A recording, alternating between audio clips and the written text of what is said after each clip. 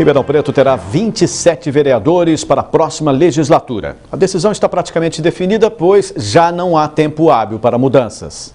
A data das eleições municipais de 2016 ainda não foram confirmadas pelo TSE, mas possivelmente será no dia 2 de outubro, o primeiro turno.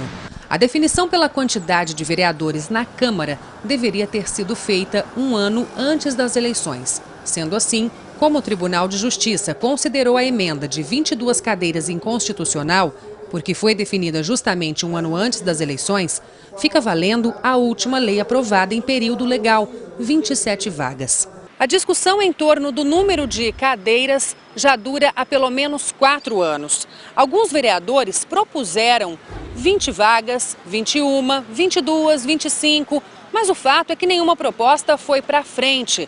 Talvez propositadamente para que permanecesse as 27 cadeiras. Pensando nisso ou não, o fato é que a Câmara está ampliando o prédio para acomodar 27 vereadores. A Câmara Municipal perdeu a grande oportunidade de evitar polêmicas e de cumprir com a sua competência constitucional, deixando de legislar em o número de cadeiras que teria na próxima legislatura e promovendo uma reforma, uma ampliação para mais 5 gabinetes, já se tem aí a sinalização concreta de que não há interesse algum da Câmara em promover o atendimento do aclamo popular.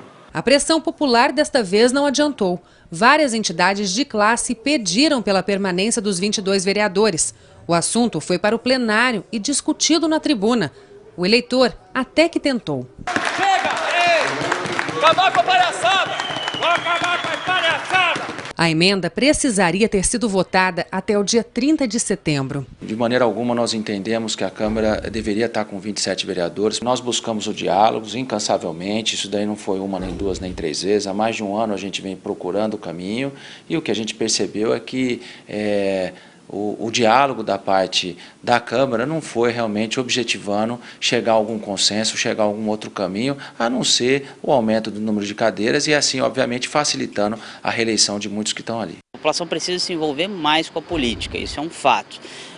Agora, a questão dos 27, ou se vai ficar 22, ou 20, ou menos, ou mais vereadores, existe uma discussão jurídica que é talvez temerário mexer, mas por que não mexeu antes, né? Nas ruas, a opinião é a mesma. É muito vereador. Eu acho que devia diminuir, não aumentar. Muito. Para não fazer nada, não precisa. Acho que devia ser menos. A resolver, né? Tem que entrar vereador para resolver o problema, né? Tem um monte de vereador para não resolver nada. Até 22 tá bom, né? Até 20. Para que ter mais?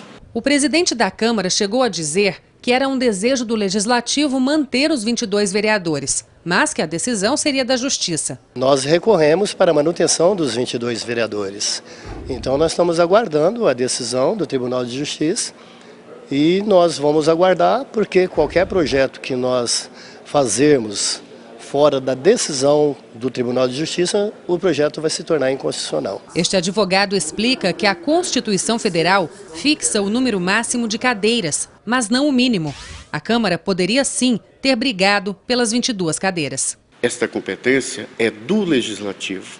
E, a bem da verdade, o que se observa é que ele joga para o Poder Judiciário uma decisão cuja competência é sua. Renata Carvalho para o Jornal da Clube. Gislene Lopes traz mais informações. Gislene. Eu converso agora com o economista Jair Casquel. Casquel, o que demonstra esta indefinição dos vereadores? Parece um jogo. Boa tarde. Boa tarde, Gislene. Boa tarde, Pulse, para aqueles que nos acompanham.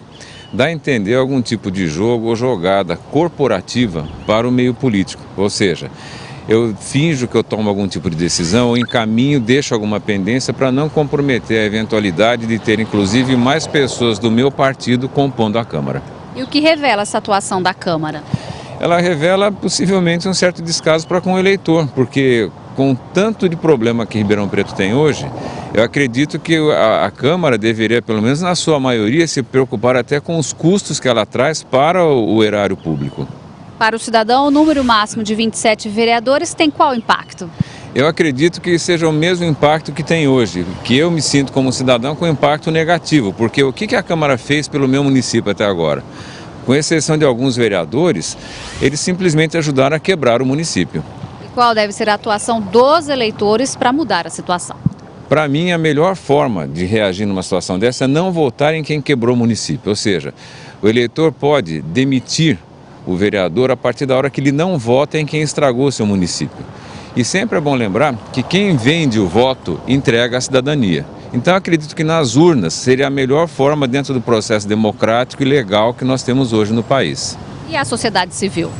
A sociedade civil deveria fazer uma revisão, inclusive de acompanhar melhor aquilo que está acontecendo por meio de blogs, de sites, eu acho que por meio de organização de grupos que pressionem os vereadores a atenderem os nossos anseios como cidadãos e não ficarem meramente presos no jogo político, que é o que está acontecendo hoje.